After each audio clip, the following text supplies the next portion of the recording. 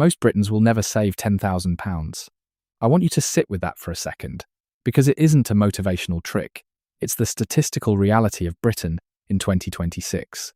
Nearly 2 in 5 adults in this country have £1,000 or less sitting in their savings.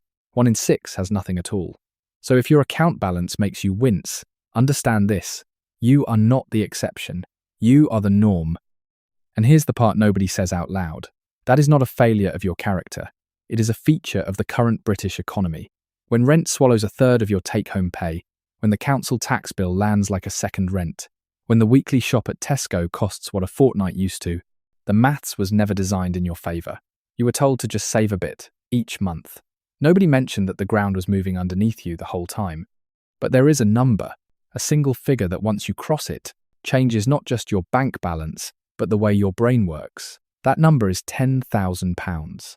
And in the next 8 minutes, I'm going to show you exactly why everything is different on the other side of it. Let's start with why being broke is so exhausting. There is a concept in behavioral science called cognitive bandwidth. Think of your mind as a computer with a fixed amount of processing power. When you are living with less than £1,000 in your Barclays or Lloyds account, an enormous chunk of that processing power is permanently running in the background, doing one thing: worrying about money. Researchers call the result survival brain, and it means that every small, ordinary problem stops being small. A flat tire isn't an inconvenience, it's a crisis, because you have to decide which other bill goes unpaid this month. A surprise vet bill for the dog isn't sad, it's catastrophic. A school trip letter coming home in your child's bag fills you with dread.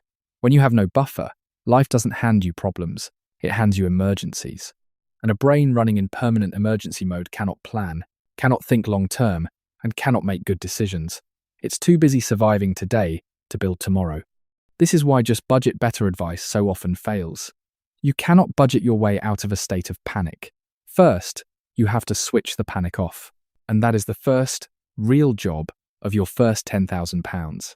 So why this specific figure? Why not 5,000 or 15? 3 reasons. The first is the buffer.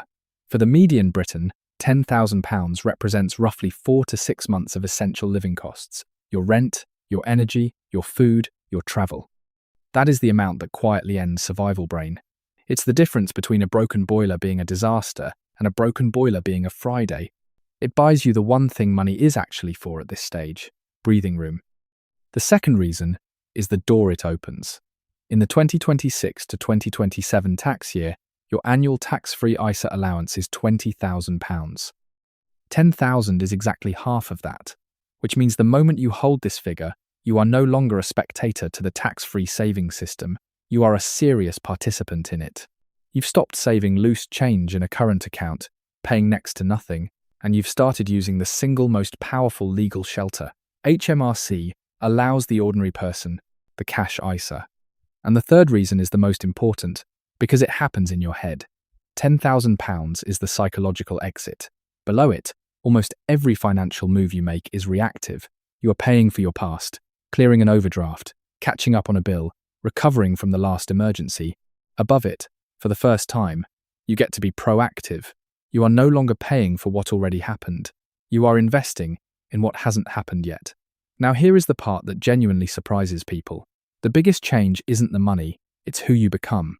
For years, you may have carried a quiet story about yourself. I'm just bad with money. It felt like a fixed trait, like your height.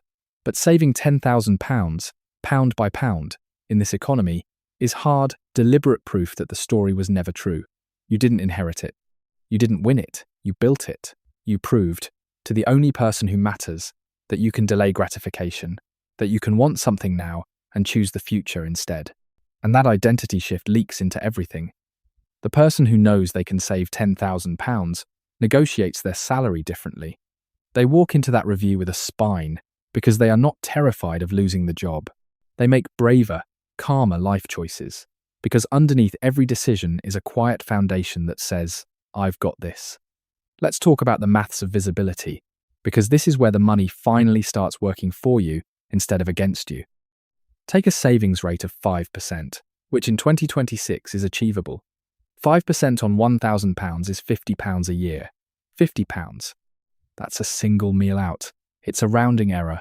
At that level, It genuinely feels like saving is pointless because the reward is invisible. But 5% on £10,000 is £500 a year, and £500 is not invisible.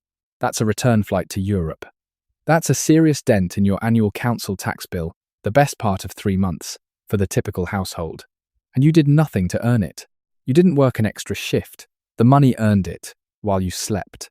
That is the exact moment the whole thing stops feeling like deprivation and starts feeling like a machine you own, a machine that quietly makes money on your behalf. And once the machine is running, the door I mentioned swings fully open. Because here is the truth about wealth in Britain that no one tells you. Real wealth is not a yacht. Real wealth, at this level, is the ability to say no. £10,000 means you can walk away from a toxic job instead of being trapped in it because you have a runway. It means you can start the side hustle, take the calculated risk, test the idea, because failure is now survivable. It means you can wait for the right house at the right price instead of panic buying the first thing you can afford. Every one of those is a form of freedom, and every one of them is bought with the same £10,000. Money doesn't just buy things, it buys options, and options are power. So how do you actually get there? 3 steps. Step 1 is the audit, not a punishing, joyless budget, an honest look at the difference between a need and a want in an Aldi and Tesco reality. Rent is a need, energy is a need, a subscription you forgot you had, the third streaming service, the daily meal deal that's quietly costing you £60 a month. Those are choices wearing the costume of necessities. You're not cutting to punish yourself, you're cutting to find the fuel. Step 2 is automation, and this is the one that actually works. On payday, before you can even see the money, a standing order, a direct debit to yourself, moves a fixed amount straight into a high-yield cash ISA. Not the money you have left at the end of the month, because there is never any left at the end of the month. You pay your future self first, automatically, and you never rely on willpower again.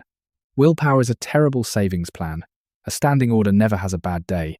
And step 3 is the hard truth that ties it all together. You cannot simply save your way to real wealth. You have to widen the gap. The gap between what you earn and what you spend is the only thing that ever builds a pot, and it has 2 sides. You can shrink the spending, yes, but you must also, over time, grow the earning. Ask for the raise, build the skill, take on the freelance work. Because a small gap, no matter how disciplined, fills slowly. A widening gap is what turns 10,000 into 100,000. So let me leave you with this. The first £10,000 is, without question, the hardest money you will ever save. Not because the sum is enormous, but because you are fighting on 2 fronts at once, against your own oldest habits, and against a genuinely high-cost country that is not built to make it easy. That is why so few people ever reach it. But mass matters. A snowball at the top of the hill needs a push for every single inch. It's slow, it's frustrating, and it feels like it will never move on its own.